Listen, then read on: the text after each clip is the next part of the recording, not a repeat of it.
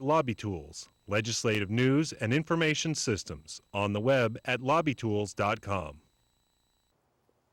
It really was dark 30 when we arrived at the governor's mansion for a day behind the scenes with Rick Scott. Most days begin with a 30-minute workout. On goes Fox News. It's a regiment that he's practiced for most of his life.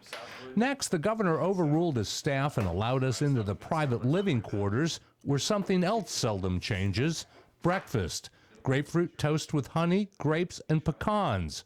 And contrary to one of his earlier statements, newspapers, where he points out a story about college. Would you look at what these kids are getting out of school with debt now? It's a lot of money.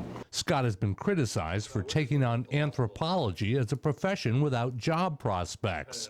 At 7, the governor gets his first briefing about 2 morning radio appearances. He's also interested in the September jobs numbers. One is friendly, a second gets a little testy when the host asks about 2 recent defeats in court. It looks like the judicial branch is trying to become the legislative branch. This is Bob Buckhorn, the mayor of Tampa. First on the office agenda, a meeting with the mayor of Tampa, then coffee and donuts with the press corps. So where'd you go to school? I went to Duke. And you got a degree in anthropology? A cabinet meeting where he shakes his head in disgust over skyrocketing car insurance fraud. The meeting is followed by a press gaggle where he's asked about the anniversary of his election and a dozen other topics. I really enjoy trying to solve problems because that's what you do in business.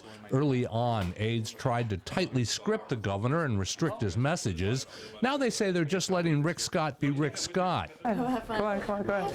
Another side of the real Rick Scott: instead of eating in at the desk as planned, we're whisked off for a diet-breaking hot dog.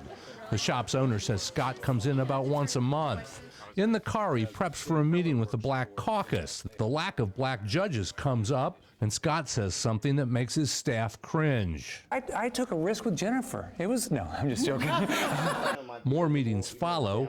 We leave the governor 10 hours after we began. He has 6 more hours on his schedule, and he's doing it all for the salary of a penny a month.